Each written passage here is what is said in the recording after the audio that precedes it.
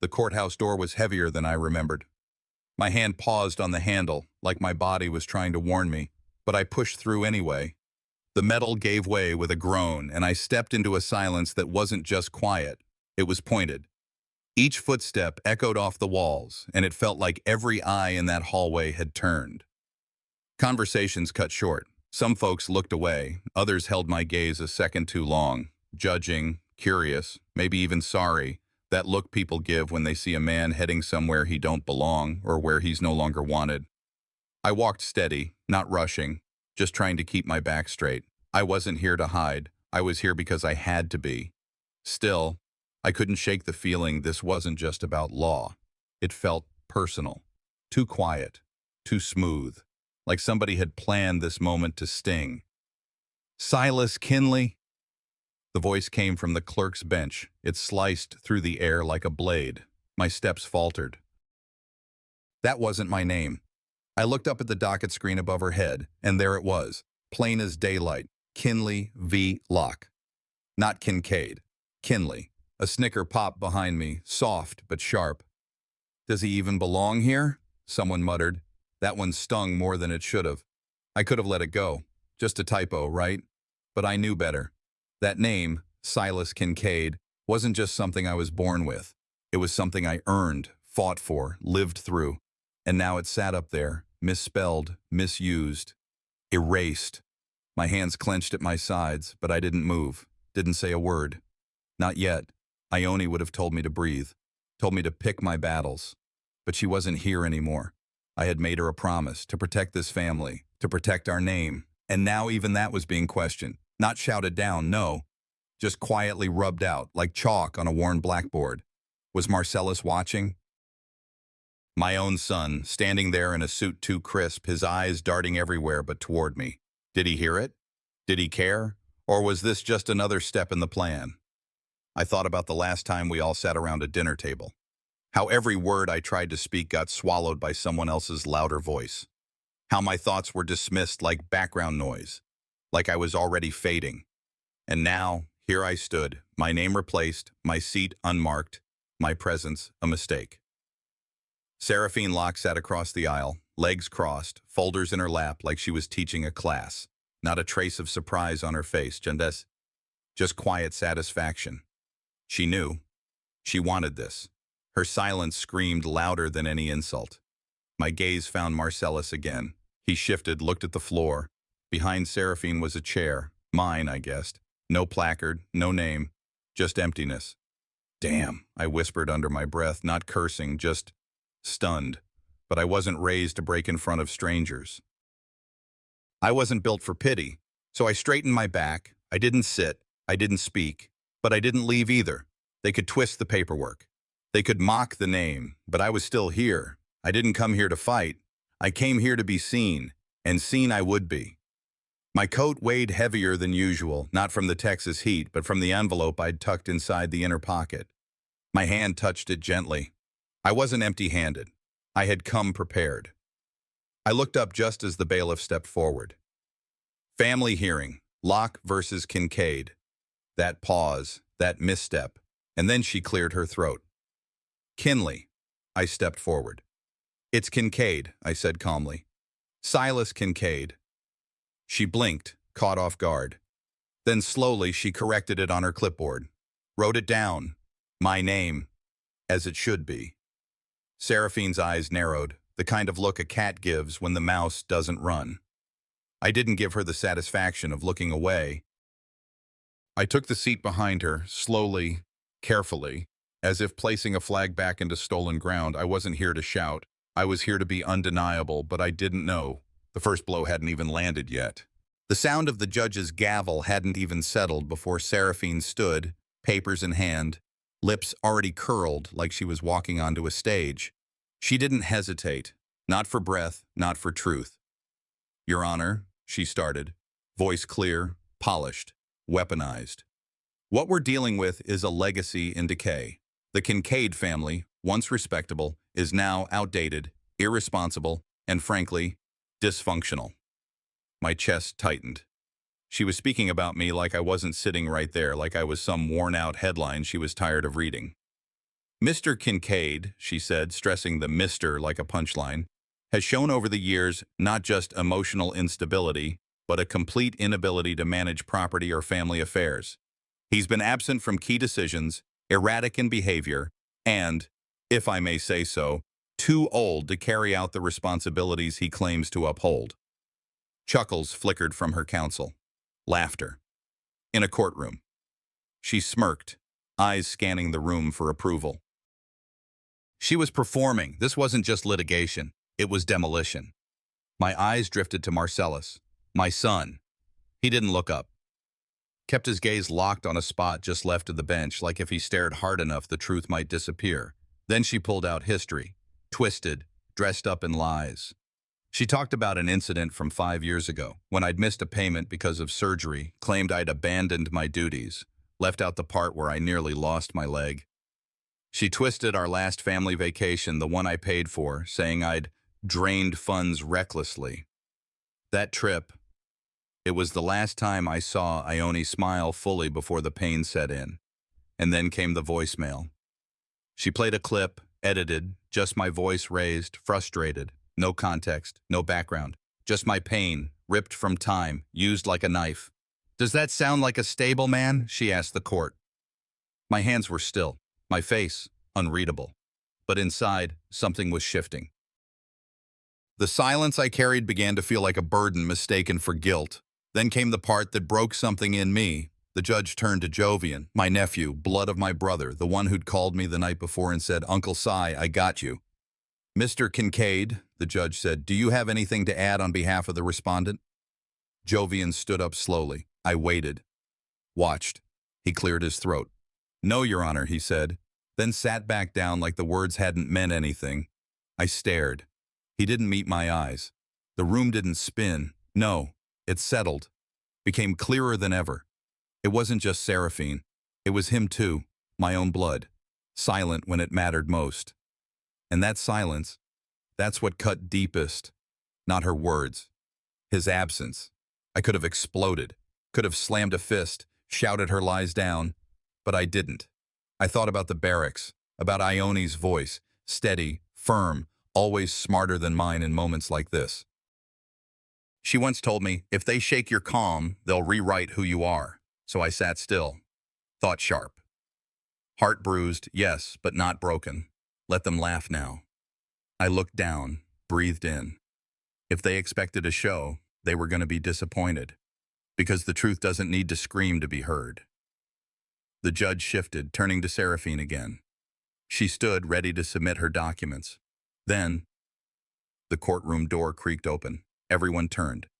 A man stepped through, suit clean, face unreadable, a thick folder under one arm. The judge narrowed her eyes.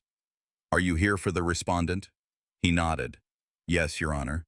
And I believe this evidence may shift the court's understanding significantly." Seraphine froze, smile faltering for the first time all morning. I didn't know who he was, but judging by her face, he wasn't on her side. The moment the judge struck the gavel for recess, I stepped into the hallway like I was walking into a different kind of courtroom. Not one ruled by law, but whispers, looks, and the quiet trades of power. You could feel it in the air, like electricity humming low. Lawyers leaned in close to their clients. Court staff glanced over their shoulders, then quickly looked away when they saw me. Seraphine came out of a side room with Cassian Ward, her so-called advisor, and paused just long enough to glance in my direction. Not long enough to be caught, but just enough for me to catch that flicker of guilt or calculation. Then I heard it, soft, but clear as glass breaking. "We've delayed the will's production." It was her advisor. He didn't even try to lower his voice. My chest tightened. The same will she'd mentioned earlier, the one she claimed proved everything in her favor. Delayed? Now, after dragging my name through the mud, I didn't move toward them. I didn't give them the satisfaction of a scene, but inside I felt it, pressure building, a quiet alarm. Something was off, not just unfair, manipulated. When we returned to chambers, the judge wasted no time.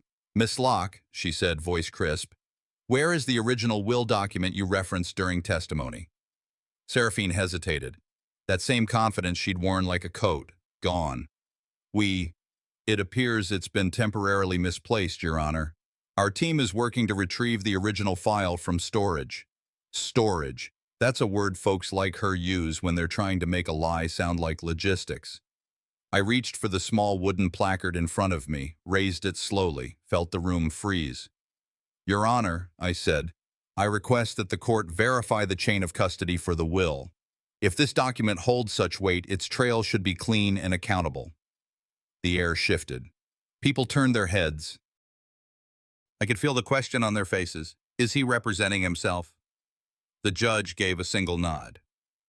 We'll recess briefly. Bring all available documents for review. I stepped outside and sat on a bench near the window, hands folded, mind racing. The will, missing. The video, still unplayed. The performance Seraphine gave earlier, it wasn't just showmanship, it was strategy. I thought of my time overseas, the missions where what mattered most wasn't what you said, but what you held back. That's what this was. A war of what's withheld, of hidden truths. I made a decision right there. I wouldn't shout. I wouldn't swing. I'd hit where they couldn't move the pieces. Real witnesses. Certified documents. Backup plans for their sabotage.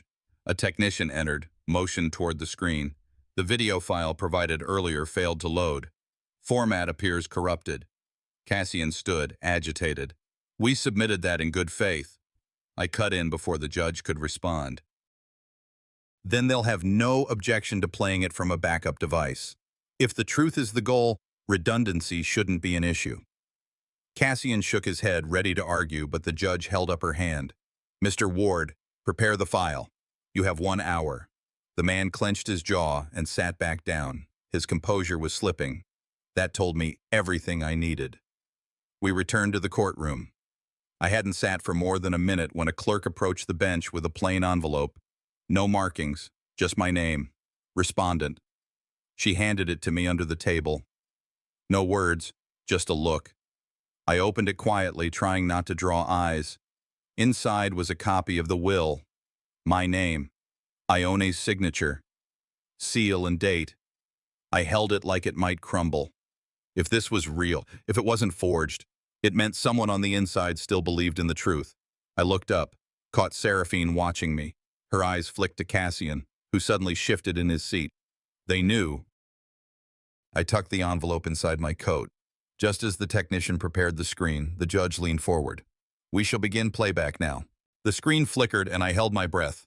The courtroom dimmed slightly as the technician hit play. The video came to life, but it wasn't truth.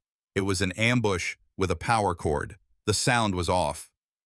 My voice crackled, already mid-sentence, sounding loud, sharp, like I was barking orders instead of speaking. The clip showed me pacing in my own living room, raising my voice, but it cut out the beginning, the part where I was breaking up an argument, stepping between Marcellus and his son, trying to keep fists from flying. It started after the tension and ended before the calm. Seraphine sat with her arms crossed like she'd already won. When my voice rang out again on that screen, edited, void of kindness, void of truth, she turned to the judge with a soft, smug smile. Gallery folks leaned back in their seats. You could see it in their eyes, that tilt of the head, that shift in posture. I became a headline in real time. Angry black father loses temper. No one asked what came before. I didn't move, didn't raise a single objection, but inside, I was burning, not with rage, not with shame. No, it was something sharper. Insult with intent. They weren't just lying. They were rewriting who I was. As the screen went dark, I turned slightly to where Marcellus sat. He didn't look at me, eyes fixed on his lap, like the wood grain of the bench had more answers than his own father's face. I raised that boy, fed him, fought for him, taught him to never run from truth. And there he was, running, not out the door, but in his silence. I wanted to call his name, just once, but I didn't. You don't beg a man to remember what you meant to him. Instead, I adjusted my coat and raised my hand. Your Honor, I said, calm as stone, I asked to address the court. Permission was granted. I stood. I won't deny that's my voice, I said. It is, but it ain't the whole of it. That clip you saw was cut. The beginning, when I was stopping my grandson from hitting his father, gone. The end, when I sat them down to talk, gone. I paused, let my breath slow. You ever see a photo of someone mid-blink? They look like a fool, don't they? Now imagine someone showed that photo to the world and called it truth. I looked directly at the judge. My late wife used to say, "They'll twist your words if they can't handle your silence." I kept quiet for too long. I won't let this stand. Judge Hale gave the smallest nod. It wasn't approval, but it wasn't dismissal either. Seraphine leaned forward like she had something to add. I was already ahead of her. She said loud enough for the gallery to hear, "Our family has always welcomed him." I didn't respond. Not at first. Instead, I pulled out the folded card I'd tucked in my coat earlier. Simple cream paper, gold trim, no return address. "I received this 2 days ago," I said, opening it carefully. "Not in the mail. Not handed to me by family. A neighbor, Miss Felder, found it discarded near her yard. Thought it might matter." I held it up. It was an invitation, Marcellus and Seraphine's anniversary gathering. I read the top line. "For those who built this family." My name was not on it. I didn't need to say more. Gasps moved through the room like wind through leaves. I folded the invitation and set it down in front of me. I didn't look at Marcellus. I didn't need to. I sat, and something inside me shifted, not snapped, just moved, settled. I realized, in that quiet, that I wasn't here to be forgiven. I wasn't here to be welcomed. I was here to make sure the record stayed clean. That truth stayed whole. They weren't judging me. They were trying to erase me. That's when I saw him, sitting at the very back. Thaddeus Bird, a quiet man I hadn't seen in years. We served together overseas. He hadn't aged a day. Just nodded once. And in that nod, I remembered something we used to say: "Don't scream in a storm. Build a shelter." I looked down at the invitation again, then back at the bench where Seraphine sat whispering fast to Cassian. My shelter was coming. When the bailiff called Jovian to the stand, the sound cut through the room like something sacred being broken. I had braced myself for many things in that courtroom: lies, paperwork, smirks, but never for the sight of my own grandson, standing there with his shoulders tense, his eyes flicking toward me and then away as if I were a stranger. He raised his hand and swore to tell the truth, the whole truth. I knew those words. I taught him those words. And still, the first sentence that came out of him was not his own. It was fed to him. "Did your grandfather ever threaten you?" Seraphine's attorney asked, slow and deliberate. Jovian hesitated. That hesitation was the only honest part. Then he spoke. "Yes. He got angry. I was scared." No lightning struck. No one gasped. They just wrote it down.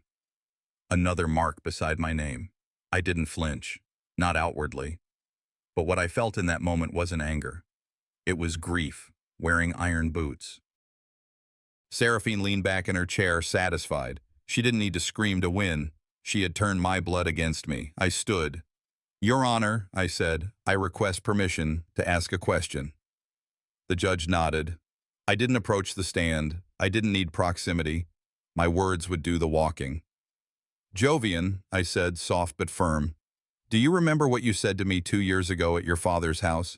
You said, 'Grandpa, you protect me.'" He blinked. His throat moved, but no sound came. "Did someone tell you what to say today?" A murmur swept through the courtroom. Seraphine sat forward, eyes sharp, like she'd spring to object. But she didn't. Not yet. Jovian lowered his gaze. He didn't nod. He didn't deny it. He simply collapsed into silence, the way a boy does when he's trapped between truth and loyalty. That silence hurt more than any accusation. Before I could continue, Seraphine was on her feet. "Your Honor, this has gone far enough. This man cannot manage his own affairs. I have handled all family finances for years. Everything tied to his name was symbolic only. Symbolic. That was the knife. She was claiming I was a figurehead, an ornamental patriarch while she controlled the vault. She laid out documents on the table, bank statements, transfers, signatures. "Without me, this family would have sunk," she declared. "He's living off decisions I've made." There it was. Not content with stripping me of respect, she now aimed to strip me of reality, rewrite my legacy into her labor. Marcellus shifted uncomfortably in his seat. He didn't defend her, but he didn't defend me either. I lowered myself back into my chair slowly. It felt like sitting in the wreckage of something I once built. My grandson had been weaponized. My son had retreated, and the woman married into my blood now claimed authorship of my life. But I did not crumble. Pain has a way of clarifying purpose. I realized then this was no longer about clearing my name. It was about reclaiming authorship. I looked back toward the gallery, Thaddeus Bird, Noli, two others who had served with me, men who had stood beside me in mud and fire. They didn't nod, they didn't smile, they simply were there, and I understood. Family is not who shares your blood. Family is who stands when the floor collapses. I smoothed the front of my jacket. When I looked forward again, I was not the accused. I was the historian. The judge cleared his throat. "Mr. Kincaid, you may present your counter-evidence now." I rose, and though the room tilted, I knew. I was about to shift the weight. When the court reconvened after the break, I could feel a new tension in the room. Not loud, not obvious, more like something unsettled, moving quietly beneath the surface. I remained seated, hands folded, waiting for the judge to continue, when the bailiff's voice rang out. "Call to the stand. Thaddeus Bird." My head lifted before I could stop it. A stir moved through the gallery, some surprised, others confused. Thaddeus wasn't family. He wasn't a legal authority. He was a man most overlooked, just like they once overlooked me. He walked to the stand with the same steady gait I remembered from our service years. No rush, no hesitation. He placed his hand on the Bible, swore in, and when he sat down, the room felt different. The judge nodded. "Mr. Bird, please tell the court why you've come." He glanced in my direction, not seeking approval, just acknowledgement, and then faced forward. "I came," he began, voice even, "because I saw too much for too many years to stay silent. No theatrics, no lawyer guiding him, just truth, spoken plain." He started small. The church roof when I patched it alone on a Sunday morning so the congregation wouldn't cancel service. The winter when I quietly covered Miss Alice's medical bills. The time I replaced lawnmowers, fixed fences, mentored boys with no fathers. Not for praise, but because that's how I was raised. You leave a place better than you found it. He named dates. He named witnesses. Real people. Real places. "I saw him cut grass at houses that didn't belong to him," Thaddeus said. "I saw him deliver food and never wait to be thanked. Folks forgot, but I didn't." In the corner, I saw Seraphine shift. Cassian leaned forward, pen frozen in his hand. Thaddeus continued, "You don't have to like a man to tell the truth about him. But you don't get to erase him." He paused, then added, "And there are documents, contracts, letters stored in Magnolia Storage, locker B12. His name is on them. They tell another story than what's been told here." A ripple passed through the room, people adjusting in their seats, rethinking what they thought they knew. I didn't move, didn't smile, but something rose in me. Not pride, recognition. The judge looked down at the docket, then back up. "Before we proceed," she said, her tone firm, "I will correct the record." She tapped her pen. "It is Silas Kincaid. Let the record reflect it, properly. Silas Kincaid. Not Kinley. Not misspelled. Not misremembered. Spoken. Corrected. Restored. That moment, it did not clear my name. It reclaimed it. I didn't stand. I didn't bow. I simply breathed. Ione once said, "Names matter because they carry what people can't see." I understood her more in that instant than I ever had while she lived. I looked to Marcellus. He wasn't defiant anymore. He wasn't proud. He looked familiar, like the boy I used to lift onto my shoulders, now heavy with something he didn't yet know how to carry. As the room began to settle, a clerk approached my table, envelope in hand. The same one from days ago, sealed differently now, marked for court record. I opened it. Paper slid out silently. My breath caught. The will, with signatures, with seals, with Ione's handwriting. Seraphine saw it, and for the first time, her expression cracked, just slightly, but enough. Judge Hale struck her gavel. "We will reconvene tomorrow. Evidence review will begin at dawn." But dawn had already begun, not in the sky, in the room. I sat at the small table in my rented room, the early morning sun barely touching the edge of the window. The envelope lay in front of me like a sleeping animal, harmless until opened. My fingers hovered above the seal again, heart steady but hands trembling, not from fear, but from knowing what this could mean. I tore it open. Inside were three things: a notarized letter from Ione, a clear photocopy of the original will, and a small black and white photo of her holding the signed bank authorization. I studied every line, every pen stroke. Ione had handwritten part of it. She had known Seraphine might pull something like this. Her letter was direct. She didn't mince words. I want this house to stay in the family. Silas built its bones. Jovian deserves its walls. If anyone tries to overwrite that, remember this letter. I signed it clear-minded and on my own. I whispered out loud. Sometimes the dead speak louder than the living, she knew. All along. I folded the papers carefully and placed them in a firm file, zipped it shut, and stood up straighter than I had in weeks. My knees didn't feel as old that morning. When I walked into the courtroom, it wasn't with a stomp or a scowl. I carried no anger on my back, only clarity. Thaddeus nodded from his seat near the aisle. Noli, arms folded, offered a sharp nod. I spotted Mr. Gibson from the hardware store and a few others I hadn't seen in decades. Heads high, shoulders squared. Word must have traveled. Quiet support. The kind that matters. Seraphine smiled when I walked in, but it was a different kind of smile. Tighter, controlled. Her dress crisp, hair perfect, but her eyes were watching my folder. Watching it too closely. Judge Hale looked up, tapping her pen once. "Mr. Kincaid, you indicated new material?" I said nothing at first. I just walked forward and placed the envelope on the clerk's desk. "This came from Ione's safe," I said simply, with her handwriting and with her intent. The silence cracked a little.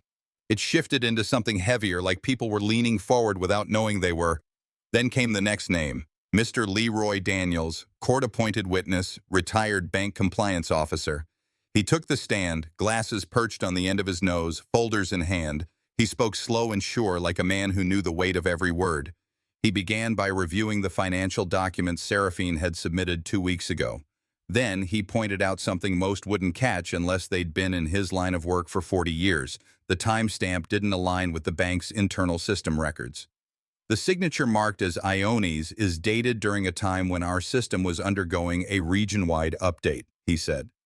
Our database shows no transactions of this kind during that time frame. He held up the photocopy from Ione's envelope. This one, however, matches our original records. Seraphine didn't flinch. But Cassian leaned close and whispered something. Her jaw tensed, her hands folded tighter in her lap. Judge Hale wrote furiously, underlining something 3 times. I saw it from my seat. My name. When they called for open response, I stood. I didn't argue, didn't shout. I told them the truth, the long kind. The kind most people skip because it's not flashy or convenient. I told them how Ione kept things quiet, not because she was scared, but because she believed silence had more impact when it broke. I told them how Seraphine changed, not all at once, but little by little after that first insurance check. She got sharper, more polished, less reachable. I didn't blame her out loud, but I didn't shield her either. I spoke about Jovian's future, about keeping something honest in a family being reshaped by money and pride. I ended with a sentence Ione always whispered to me when things got too loud in life. Tell your truth plain. Let folks be shaken by its weight. As I sat down, the room wasn't loud, but it wasn't still either. People were whispering, murmuring. My name said differently now, less like a label, more like it mattered. I saw Marcellus glance at Jovian, then at me. For the first time, he looked unsure of Seraphine, a man starting to question the ground under his feet. The judge tapped her gavel. We will recess for review of the newly submitted will. Seraphine stood too quickly, bumping the corner of the desk. She walked past me without eye contact. I didn't need her eyes. Her silence said enough. I didn't smirk, didn't nod, just breathed out. This wasn't revenge. This was the return of something rightfully mine. And then, just as the doors opened for recess, I felt a small hand tug at my sleeve. I looked down. Jovian. He leaned in, voice soft, like it had been when he was little. Grandpa, I remember now. 3 weeks later, I sat in that same courthouse, same bench, same room, but nothing about me felt the same. This time, the silence didn't weigh me down. It wrapped around the room like a blanket waiting to be lifted. Judge Hale entered, glasses low on her nose, papers in hand. She didn't look at anyone right away, just adjusted her seat, flipped through her notes, and then began. In the matter of the estate of Ione Kincaid, she said, voice steady, this court finds that the original will, dated May 17th, is valid and binding. The amended documents introduced by Seraphine Kincaid are proven to be fraudulent. You could hear the shift in breath across the room. No gasps, just a long, tired exhale, like a room full of folks had been holding their breath for too long. Judge Hale continued, Mr. Silas Kincaid, you are hereby restored as sole trustee of Jovian Kincaid's inheritance and caretaker of the family estate. The court also orders Ms. Seraphine Kincaid to complete 400 hours of community service and attend restorative justice counseling for document manipulation. She paused, looking right at me. Justice ain't always loud. Sometimes it's just right. I nodded, not in pride, but in peace. I turned to look at Jovian. His eyes didn't look scared anymore. They looked steady, like he saw something clearly for the first time. Later that week, we were back home. Not just any home, our home. That porch I built with Jovian's father before he passed. Wood I sawed by hand. Railings painted in Ione's favorite shade of blue. Me and Jovian sat side by side, 2 cups of lemonade between us, sweat on our brows, dust on our boots. No lawyers, no judges. Just the 2 of us and the creaking of the old porch swing. Grandpa, he said, what was Mama like before all this? I breathed in slow, the kind of breath that holds memory. She was smart, sharp as a tack, but too hungry for the world's praise. Forgot what mattered. He nodded. You think people change? They do. Or they remember who they used to be. Same thing, far as I can tell. He smiled, then laughed. Not the kind kids do when they're nervous, but the kind that comes from someplace clean. The kind that says, I'm safe here. We talked for hours, about Ione, about his dad, about where I was raised. No bitterness, just roots. You come from more than this mess, boy, I told him. We gon' build with our hands and our hearts. And we meant it. A few evenings later, just as the light was fading and the cicadas started their songs, a car door closed soft in the distance.